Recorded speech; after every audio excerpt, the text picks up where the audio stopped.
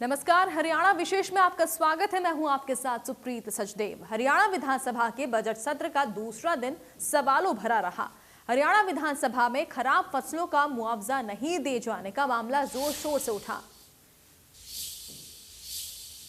विधायक बलराज कुंडू ने बजट सत्र में दूसरे दिन महत्वपूर्ण सवाल उठाए। विधायक कुंडू ने अपनी सभी प्रभावित किसानों तक मुआवजा राशि नहीं पहुंची है, इसके चलते किसानों को भारी आर्थिक दिक्कतें उठानी पड़ रही है। कुंडू ने निष्पक्ष स्पेशल गिरदावरी और मुआवजे की मांग की है। वहीं सत्र के दौरान डिप्टी सीएम दुष्यंत चौटाला ने कुंडू के सवालों के जवाब भी दिए।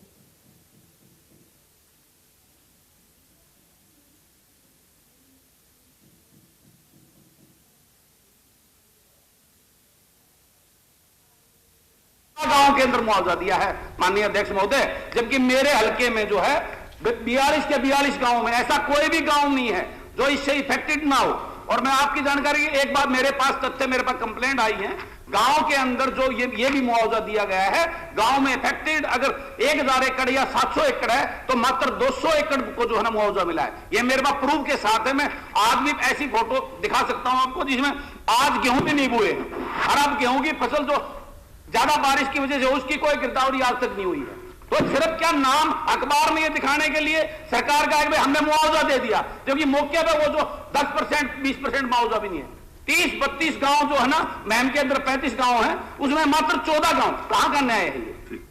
कहां का न्याय? ये बहुत चिंता का विषय है। तो सरकार को जो बात करती है उसका पूरा उस किसान की भलाई के लिए वो करना चाहिए। और मैं सरकार से निवेदन करता हूं, माननीय मुख्यमंत्री जी से इस संज्ञान लेते हुए दोबारा से स्पेशल गिरदावरी, और जो अधिकारी गलत रिपोर्ट सरकार का आंकड़ा देते जिससे सरकार की छवि खराब होती है, उन पटवारी उनके खिलाफ, गिरदावरों के खिलाफ जो उनके स्पेशल एक्शन लेना चाहिए, उनको सस्पेंड करना चाहिए ताकि उनको डर ले तो पूरा डेटा न देकर गलत डेटा पढ़ाते, क्योंकि वो खेतों में जाके नहीं देते, प्रैक्टिकल नहीं देते, वो किसी के घर के बैठे वहां पे सारा डेटा तैयार कर सरकार को भेज देते। ये कड़वी सच्चाई है। तो मैं मुख्यमंत्री जी को फिर मैं इस बात के लिए निवेदन करता हूं, इस पर संज्ञान लेते हुए करें ताकि जो गलत अधिकारी गलत डेटा देते हैं, सरकार की छवि भी उससे खराब होती है, उनके ऊपर एक्शन होना चाहिए। तो मेरा ये निवेदन है। मुख्यमंत्री धन्यवाद। माननीय अध्यक्ष जी, माननीय सदस्य ने बात रखी स्पेशल गिरदावरी की, और देश के 12 जिलों के स्पेशल गिरदावरी के ऑर्डर करेंगे। 600 लगभग 61.9 करोड़ रुपया ऑलरेडी पूरे प्रदेश में डिस्पेंस हो चुका है। जींद यमुनानगर 2 जिले हैं जिनकी रिपोर्ट समय पर नहीं आई थी। जैसे रिपोर्ट आएगी लगभग 150 के आसपास करोड़ रुपया उसका भी डिस्पेंस कर दिया जाएगा। ये तो है सरकार के रेवेन्यू विभाग की तरफ से। इसके साथ साथ बहुत से ऐसे किसान हैं जो आज के दिन प्रधानमंत्री फसल बीमा योजना के अंदर, जैसे महामहिम राज्यपाल के संबोधन में भी रखा गया कि उसके अंदर फसल बीमा योजना के माध्यम से बहुत से लोगों को बीमा मिला। माननीय सदस्य डाटा चाहेंगे तो मैं डाटा देता हूँ। 14,160 किसानों को महम कॉन्स्टिट्यूएंसी में थोड़ा गाँव हमने मुआवजा राशि इशू करी है, जिसके अंदर लगभग 2,500 से ऊपर किसानों के खातों में ऑलरेडी पैसा ट्रांसफर हो चुका है। और कल हमने डिप्टी कमिश्नर्स को पूरे प्रदेश में आदेश दे दिए हैं कि बाय 15 मार्च जिनके अकाउंट लिंकेजेस फार्मर के अभी भी नहीं हुए, उनके लिंक कराकर पूरी मुआवजा राशि तुरंत किसान के खाते में दी जाए। माननीय सदस्य, कोई स्पेसिफिक ऐसा विलेज है जिसके अंदर कहीं प्रॉपर गिरदावरी नहीं हुई, क्योंकि इनकी नॉलेज में डालना चाहूंगा, अभी पिछले दिनों भी ओलावृष्टि हुई है और बहुत सा ऐसा है भिवानी, दादरी, झज्जर का, जिसके अंदर फसलों को बहुत बड़ी मात्रा में नुकसान हुआ। मगर फरवरी के महीने में क्योंकि जनरल गिरदावरी पूरे प्रदेश में मिलती है, स्पेशल गिरदावरी से नहीं हो सकती। सीएम मनोहर लाल ने कहा कि ऐसा नहीं है कि गिरदावरी नहीं हुई। 2021-22 की गिरदावरी 28 फरवरी को खत्म हुई है। उसके बाद जो खराब हुई फसल है उनकी गिरदावरी शुरू होगी। आप लिखकर दें, हम गिरदावरी करा देंगे।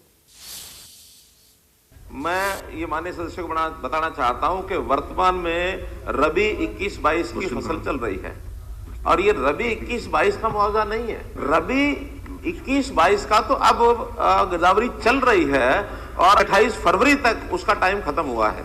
रेगुलर जो गिरदावरी होती है फरवरी के महीने में होती है। अब 28 फरवरी को रेगुलर गिरदावरी खत्म हुई है। इसके बाद भी जिन गांव में नुकसान हुआ है तो अब स्पेशल गिरदावरी इसकी होगी। लेकिन ये मुआवजा जो है इस साल का नहीं है, ये मुआवजा तो जब गिरदावरी पूरी हो जाएगी, फसल जब उसमें कटेगी, ये उसके बाद ही क्लियर होता तब जाके मिलेगा। अभी तो खरीफ 2021 का है और खरीफ 2021 की आज कोई कहे कि स्पेशल गिरदावरी करो, कोई अर्थ नहीं है। वो तो गिरदावरी जिस समय होनी थी उस समय हो गई। आज तो ये गेहूं और चने का जो इस समय की सरसों की जो गिरदावरी है वो 28 को खत्म हुई है। 28 के बाद 1 मार्च से स्पेशल गिरदावरी का प्रावधान शुरू होता है। तो स्पेशल गिरदावरी अब जो जो जहां का है वो लिख के दे देंगे उनकी।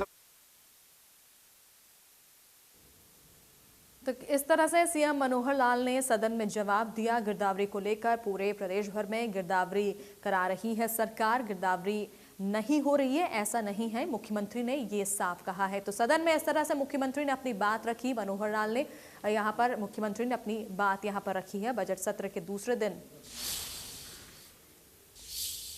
कांग्रेस नेता गीता भुक्कल ने आवारा पशुओं का मुद्दा उठाया। उन्होंने कहा कि प्रदेश में आवारा पशु और गौवंश सड़कों पर घूम रहे हैं, उनकी सरकार ने कोई व्यवस्था नहीं की। बुजुर्ग बहुत परेशान व चिंतित हैं। आम दुकानदार, रेडी फड़ी वाले भी दुखी हैं। बड़ी संख्या में पशुओं के सड़क पर निकलने की वजह से यातायात प्रभावित होता है और दुर्घटनाएं भी होती हैं। अतः इस गंभीर समस्या के मद्देनजर मैं प्रस्ताव प्रस्तुत करती हूं कि यह सदन सरकार को इस प्रस्ताव पर कारगर नीति व उपाय के लिए कहे, ताकि इन बेसहारा पशुओं की वजह से हो रही शारीरिक व मानसिक परेशानी से बचा जा सके व इनकी देखभाल भी सुनिश्चित हो पाए। अध्यक्ष महोदय, बहुत ही गंभीर समस्या है जो कि गंभीरता के साथ साथ बहुत बड़ा एक विकराल रूप धारण कर चुकी है। इसमें आम जनमानस की जहां जिंदगी नींद हराम हुई है, जान माल का लगातार खतरा भी बढ़ा है।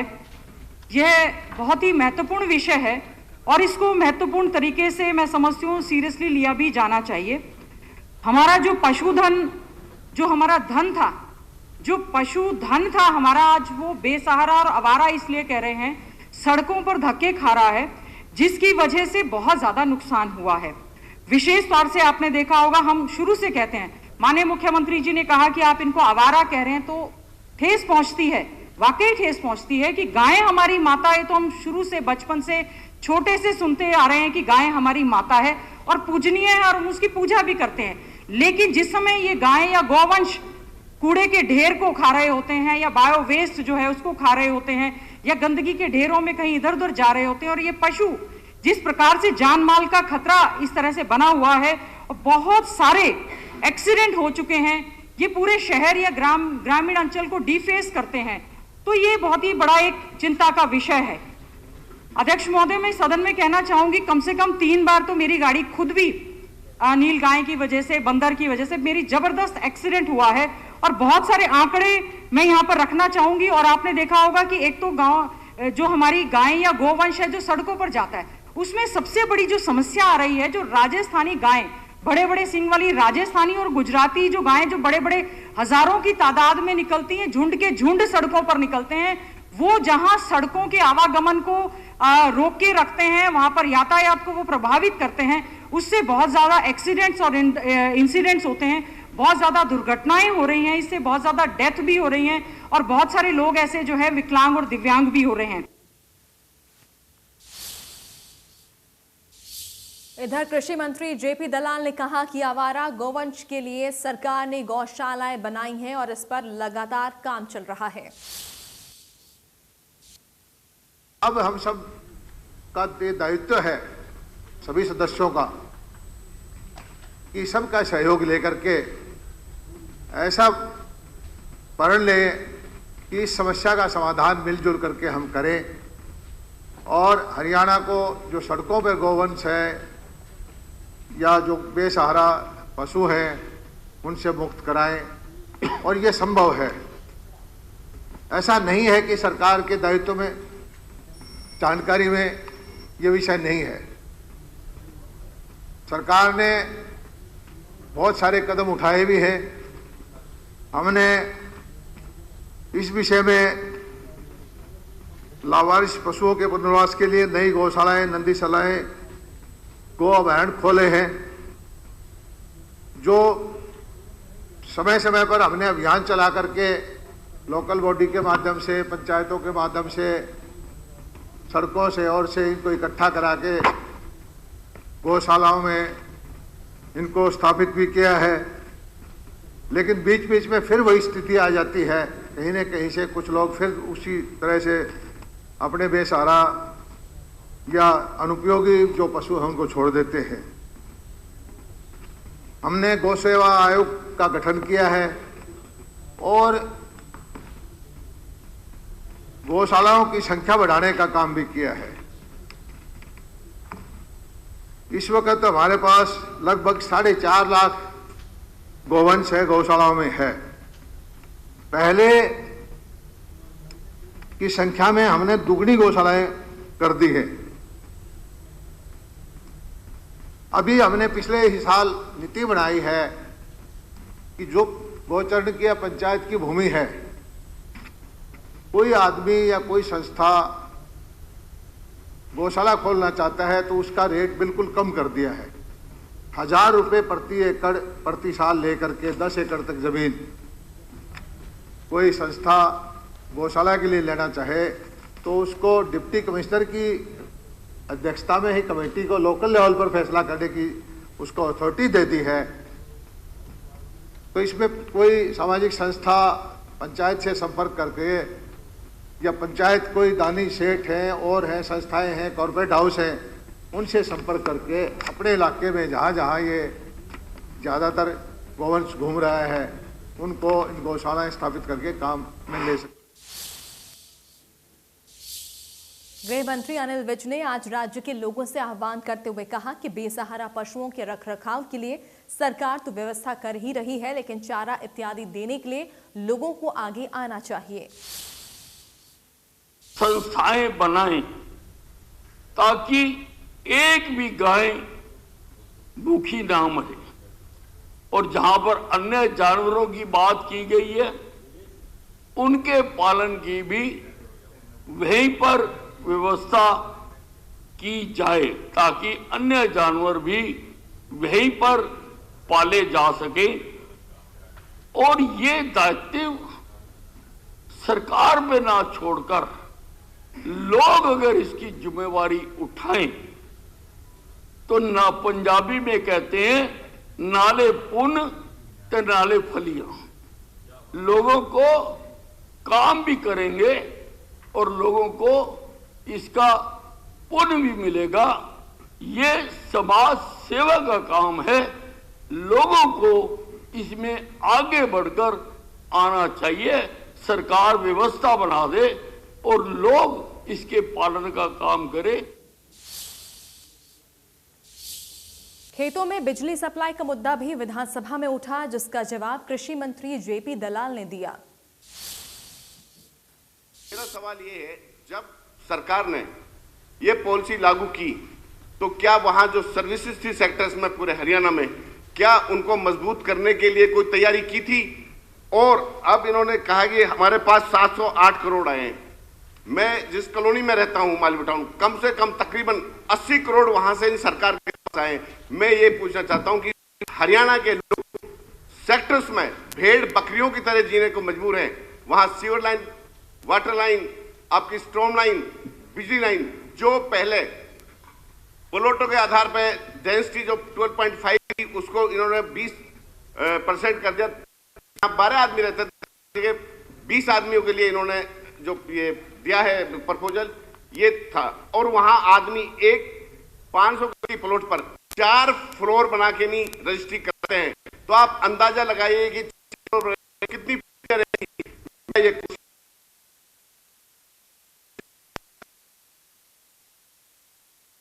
नहीं की। शून्यकाल के दौरान कांग्रेस नेता रघुवीर कादियान ने भर्ती घोटाले का मुद्दा भी उठाया। कादियान के बयान पर सीएम मनोहर लाल ने उन्हें तथ्यों पर बोलने की नसीहत तक दे डाली। बर्बाद चमन को करने को एक ही रुका। ये 40 होते 42 घोटाले, कोई रिपोर्ट नहीं, कोई पकड़ा नहीं गया, कोई सजा नहीं हुई, कोई जुर्माना नहीं हुआ किसी का, कोई रिपोर्ट पेश नहीं होती फ्लोर ऑफ द हाउस। मैं कहता हूं जैसे आप कमेटी बना रहे हो ना जबरदस्ती, एक सेलेक्ट कमेटी बनाओ और इन घोटालों की जो जनता का विश्वास जो है सरकार खोल चुकी है घोटालों के प्रति, इसके ऊपर पूरी ये मेरा आपसे। तो इसमें स्पीकर सर,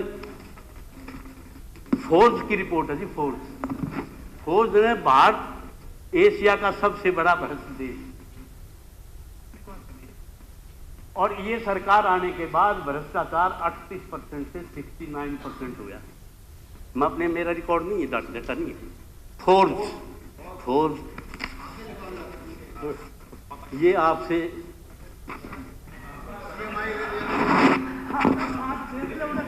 अध्यक्ष महोदय, आप देख ले यार, यूरिया बट जाएगा। अध्यक्ष महोदय, मेरी झूठ बोल, एक मिनट जनाब, अध्यक्ष साहब प्लीज। अध्यक्ष महोदय, हम सब एक जिम्मेवार सदस्य के नाते से इस अगस्त हाउस के सदस्य हैं। यहाँ जो भी कोई बात बोली जाए जिम्मेवारी से बोली जाए, तथ्यों के साथ बोली जाए, और हाँ, जो कोई ऐसी गंभीर बात उसका सोर्स अगर नहीं बताया जाए तो सदस्य, उस माननीय सदस्य के खिलाफ कार्रवाई भी की जाए। हाँ, आप लेके आओ। फिर आ जाऊंगा। हमने तो आपकी छाती पर मूंग डलना है डीएम साहब, ये मैं बता दूं आपको।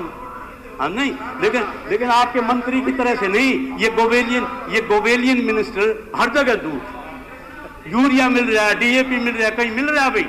रूलिंग पार्टी वाले बता दो कहीं मिल रहा हो? हाँ यार, नहीं झूठ बोलता है जी। 10 ऑल टाइम हाई होगा। एक और बता दूं, ऑनरेबल सदन के नेता आ रहे हैं, मैंने डेमोक्रेसी पे बात करी थी। इंटरनल डेमोक्रेसी जब खत्म हो जाए है, मैंने एक किताब पढ़ी थी, राइज ऑफ बीजेपी।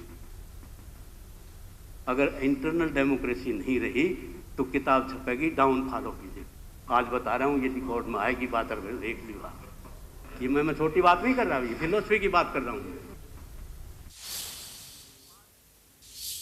सदन में कांग्रेस ने महंगाई, बेरोजगारी और भ्रष्टाचार का मुद्दा उठाया। कांग्रेस नेता रघुवीर कादियान ने कहा कि प्रदेश में घोटालों का बोलबाला है, जिसके जवाब में डिप्टी सीएम दुष्यंत चौटाला ने कादियान के सवालों का जवाब दिया। कहीं सुना है जी आपने एसपीएससी एसएससी रिश्वतखोरी? कहीं चेयरमैन के लड़कियों की टेप हो रही है, कहीं दफ्तर में जो है पैसे मिल रहे हैं, कहीं रोजाना, मतलब कोई एक अपॉइंट हमें लोग मिलते हैं, हमारे तेरा सिलेक्शन कैसे होगा? बोला जी न्यू हुआ, ऐसे हुआ, ऐसे हुआ, बदली कैसे होगी भाई? ऐसे होगी। मैंने एक साथी है जी, उसका दोस्त डिप्टी कमिश्नर लगा हुआ है। मैंने उसको कहा, यार फलाना डिप्टी कमिश्नर तो फाइलों के पैसे लेता है। बोला मैं शाम को बताऊंगा। शाम का उसका टेलीफोन आया, अगली डीसी पैसे नहीं लेता, डीसी को तो हुक्म है, सुशासन सलाहकार बैठे हैं, ये जो कहेंगे वो फाइल निकलेगी। मंत्रियों के घरों में बैठा रखे होंगे, टेलीफोन सुन, आपके घर में ही बैठा होगा जी, कोई ना कोई सुन रहा होगा टेलीफोन। अब किन लोगों के टेलीफोन? हम तो डरते आपके पास करते हैं, कदे आपके नंबर कट जाए ना मेरे नंबर। तो मैं ये जगह आपका इसलिए कर रहा हूँ स्पीकर सर, विश्वास के ऊपर जो है, जो भी अधिकारी है उसका नाम ले, उस पर कार्रवाई करेंगे। आप कर दो आपने सारी बातें ऐसी कह दी। आपने इंटरनल डेमोक्रेसी की बात कही, जहां आपके यहाँ डेमोक्रेसी नाम की चीज नहीं है, पूरी डेमोक्रेसी। आप करेंगे एक आदमी को इतना महान बना दिया आपने। अरे आपने तो इंदिरा इंडिया कह दिया, अरे इंडिया इंदिरा कह दिया, आप भारतीय सलाह दोगे इसमें? लेकिन हम सारा का सारा फिर भी वो कर रहे। लेकिन आप उस अधिकारी का नाम बताओ। आप पार्लियामेंट्री अफेयर मिनिस्टर हो, आपने तो बोलना ही नहीं चाहिए। वो जो हमारे डांडा साहब थे, हमारे साथी, वो मेरे ख्याल में 40 मिनट बोला, कोई नहीं बोला अपने बीच में। आप कभी आप खड़े हो जाते, कभी ये बोल देते, कभी ये कोई वो आएगा। लीडर ऑफ ऑपोजिशन एक बात कह रहे हैं। काजन साहब एक सेकंड, एक जो चीज माननीय पार्लियामेंट्री अफेयर्स मिनिस्टर ने कही वो सिर्फ टू द पॉइंट था, जिसपे माननीय कादियान साहब ने, माननीय सदस्य ने बात कही कि डीसी पैसे लेता है या सुशासन जो वहाँ सहायक बैठा है वो पैसे लेता है। मैं चाहूँगा कि उनका नाम फ्लोर ऑफ द हाउस पे रखा जाए कि हम सख्त एक्शन भी लें, और अगर नहीं है तो मैं चाहूँगा सदन में मिसलीड करने के लिए इतने सीनियर मेंबर के खिलाफ भी कार्रवाई। हरियाणा विद्यालय शिक्षा बोर्ड द्वारा कोरोना महामारी के 2 साल बीत जाने के बाद अब 10वीं और 12वीं की परीक्षाएं पूरी तरह से ऑफलाइन तरीके से आयोजित की जाएंगी। इसको लेकर हरियाणा विद्यालय शिक्षा बोर्ड ने 10वीं और 12वीं की परीक्षाओं की तारीख घोषित कर दी है। इसके साथ ही परीक्षाओं की डेट शीट भी जारी कर दी गई है। इन परीक्षाओं में अब की बार कोविड का कोई भी प्रभाव नजर आता नहीं दिख रहा। बोर्ड के चेयरमैन डॉक्टर जगवीर सिंह ने बताया कि 10वीं और 12वीं कक्षा की रेगुलर कंपार्टमेंट ओपन की परीक्षाएं 30 मार्च से लेकर 29 अप्रैल तक आयोजित की जाएंगी। इस बार हरियाणा विद्यालय शिक्षा बोर्ड की 10वीं 12वीं की रेगुलर कंपार्टमेंट डिस्टेंस एजुकेशन या अन्य प्राइवेट विद्यार्थियों की परीक्षाएं 30 मार्च से प्रारंभ होकर के 29 अप्रैल तक चलेंगी। 12वीं की परीक्षाएं 30 मार्च से 29 अप्रैल तक और 10वीं की 31 मार्च से 26 अप्रैल तक रहेंगी। 10वीं के ओपन रिपेयर के, प्राइवेट के, रेगुलर के सब मिलाकर के 3,78,000 विद्यार्थी परीक्षा में बैठेंगे और इसी प्रकार 12वीं के सभी प्रकार के मिलाकर के 2,90,000 विद्यार्थी इस परीक्षा में बैठने वाले हैं। कुल मिलाकर के 6,68,000 विद्यार्थी इस परीक्षा में बैठने वाले हैं। और इसी के साथ हरियाणा विशेष में फिलहाल इतना ही। नमस्कार।